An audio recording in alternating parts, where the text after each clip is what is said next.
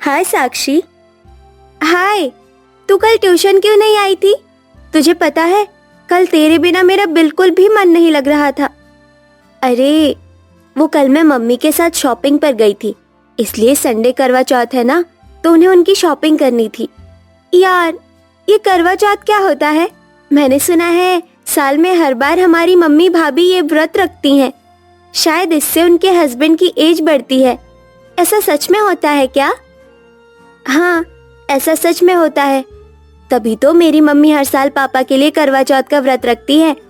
और मैंने तो यहाँ तक सुना है कि हम जिसके लिए करवा चौथ का व्रत रखते हैं वो सातों जन्म में हमारा जीवन साथी बनता है। पिंकी तो सच कह रही है। इसका मतलब ये करवा चौथ का व्रत तो मैं भी रख सकती हूँ। अगर मैं करवा चौथ का व्रत रखूंगी तो हर जन्म में मुझे विवेक ही मिलेगा। हाँ साक्षी, तू भी विवेक के लिए करवा चौथ का व्रत रख ले, फिर तुम दोनों हमेशा साथ रहोगे और तुम्हारा कभी भी ब्रेकअप नहीं होगा। साक्षी और पिंकी दोनों 12th क्लास में पढ़ने वाली टीनेजर लड़कियां थी। दोनों को ही करवा चौथ के बारे में ज्यादा कुछ नहीं पता था। उन्होंने बस लोगों से थोड़ी बहुत बातें सुन रखी थी। साक्षी के मन में अपने 18 साल के बॉयफ्रेंड विवेक के लिए करवा चौथ रखने की चाहत जागती है, जिसमें उसकी सहेली पिंकी भी उसे सपोर्ट करती है। साक्षी, तुम सच में मेरे लिए करवा चौथ का व्रत रखोगी? मुझे नहीं पता था यार कि तुम मुझसे इतना प्यार करती हो। ये तो कुछ भी नहीं, मैं एक दिन तो क्या तुम्हारे लिए हफ्ता भर भूखी रह सकती हूँ। साक्षी करवा चौथ रखने की तो ठान लेती है, लेकिन ये करवा चौथ का व्रत रखना साक्षी के लिए इतना भी आसान नहीं था जितना उसने सोचा था। साक्षी चाहकर भी घर में किसी से करवा चौथ के बारे में कुछ भी नहीं पूछ सकती थी। इसलिए अब साक्षी अपने लैपटॉप पर करवा चौथ से जुड़ी बातें पढ़ने लगती है। ओह गॉड, मैंने जितना सोचा था ये व्रत तो उससे ज्यादा टफ है।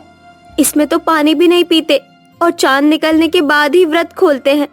अब मैं क्या करूं? कैसे रखूंगी करवा चौथ का इतना मुश्किल व्रत?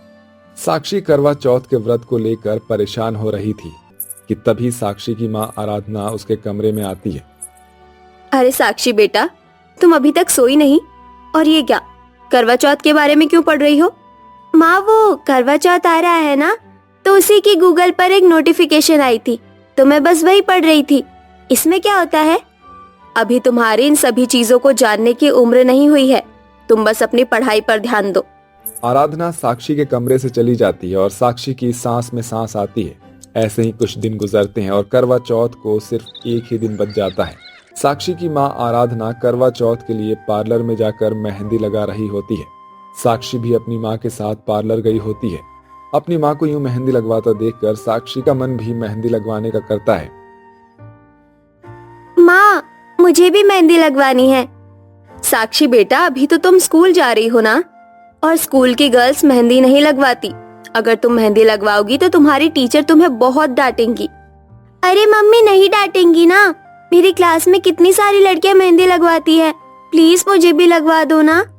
साक्षी के जिद करने पर आराधना उसे मेहंदी लगवा देती है, जिससे साक्षी काफी ज्यादा खुश होती है। ऐसे ही दिन गुजर जाता है और आज करवा चौथ का दिन होता है। साक्षी बेटा, मैंने कब का नाश्ता बनाकर रखा हुआ है और तुम हो कि फोन में लगी हुई हो। चलो जल्दी से नाश्ता करो। कर रही हूँ माँ, बस 2 मिनट। अब मैं क्या करूँ? अगर माँ को पता चलेगा कि मैंने करवा चौथ का व्रत रखा है तो वो तो मुझे छोड़ेंगी नहीं, और अगर मैंने ये नाश्ता कर लिया तो मैं और विवेक जन्म जन्मों के लिए एक दूसरे के कैसे होंगे। आराधना जैसे ही किचन में जाती है, साक्षी जल्दी से सामने प्लेट में रखा हुआ नाश्ता उठाती है और हॉल की खिड़की के बाहर उसे फेंक देती है और जल्दी से डाइनिंग टेबल पर आकर बैठ जाती है कि तभी आराधना हाथों में जूस का गिलास लेकर आती है। अरे ये क्या, तुमने इतनी जल्दी नाश्ता भी कर लिया? वो आपने आज नाश्ता बहुत टेस्टी बनाया था और मुझे बहुत जोर की भूख भी लग रही थी। चलो ये तो अच्छी बात है, अब तुम जूस पी लो और कमरे में जाकर पढ़ाई करो, मैं भी घर का काम कर लेती हूँ। आराधना के जाते ही साक्षी जूस भी फेंक देती है और अपने कमरे में चली जाती है। और ऐसे ही शाम होने को आता है और आराधना अपना पूरा 16 श्रृंगार करके सभी औरतों के साथ बैठकर करवा चौथ की कथा सुनती है, जिसे देखकर साक्षी कहती है, मैंने गूगल पर पढ़ा था कि करवा चौथ की कथा सुनना बहुत इम्पोर्टेंट होता है। अगर मैं बाहर गई तो माँ को मुझ पर शक हो जाएगा।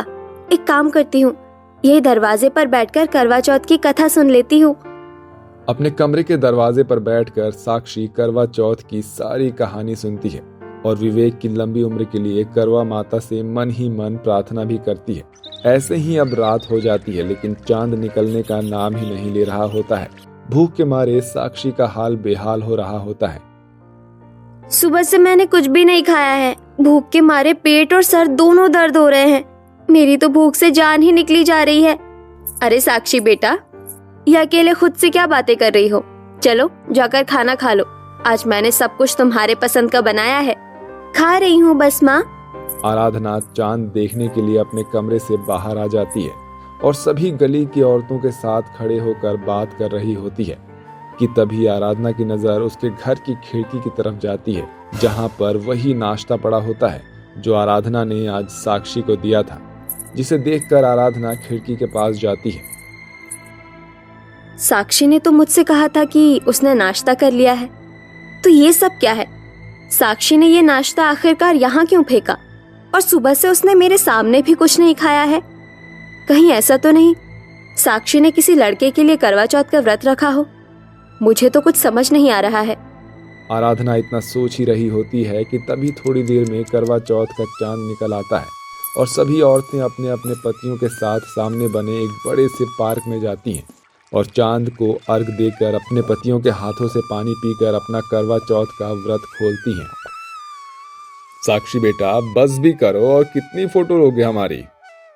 बस पापा, एक और।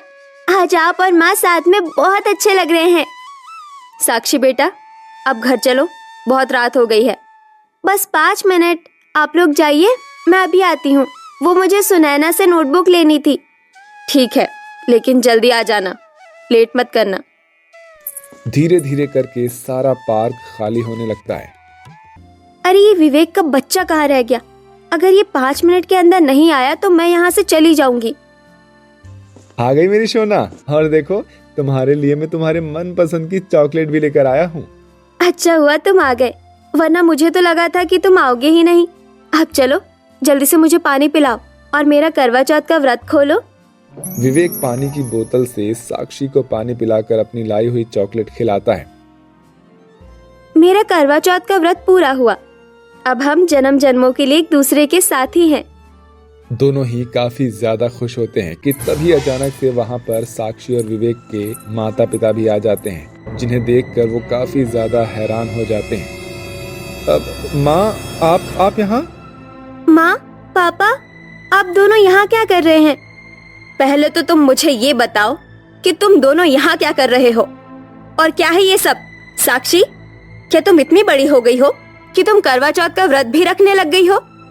माँ, मैं और विवेक एक दूसरे को पसंद करते हैं और हम एक दूसरे के बिना नहीं रह सकते। मैंने सुना था कि करवा चौथ का व्रत रखने से हम हमेशा अपने पार्टनर के साथ रहते हैं और कभी उनसे जुदा नहीं होते। इन चीजों को समझने के लिए तुम दोनों की उम्र इस वक्त काफी छोटी है।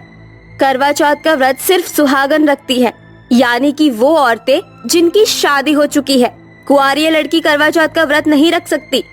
इससे उन्हें ही पाप लगता है और इसका कोई फायदा भी नहीं है। वो तो अच्छा हुआ कि मैंने खिड़की के पास तुम्हारा फेंका हुआ नाश्ता देख लिया था, और जब तुम बाथरूम में थी तो तुम्हारा फोन चेक किया, जिससे मुझे तुम्हारे और विवेक की चैट के बारे में पता चला। इस मैसेज को पढ़ने के बाद आराधना जी ने सबसे पहले मुझे कॉल करके ये सारी बात बताई। जिस उम्र में तुम दोनों हो, इस उम्र में अट्रैक्शन होना आम बात है। हर एक चीज की उम्र होती है और वो चीज उसी उम्र में ही ठीक होती है। अभी तुम सिर्फ अपनी पढ़ाई और करियर पर ध्यान दो। अपनी माओं की बात सुनकर दोनों को अपनी अपनी गलती का एहसास होता है और अब वो दोबारा से ऐसी हरकत कभी नहीं करते हैं और अपनी उम्र के हिसाब से पढ़ाई लिखाई और करियर पर ध्यान देते हैं।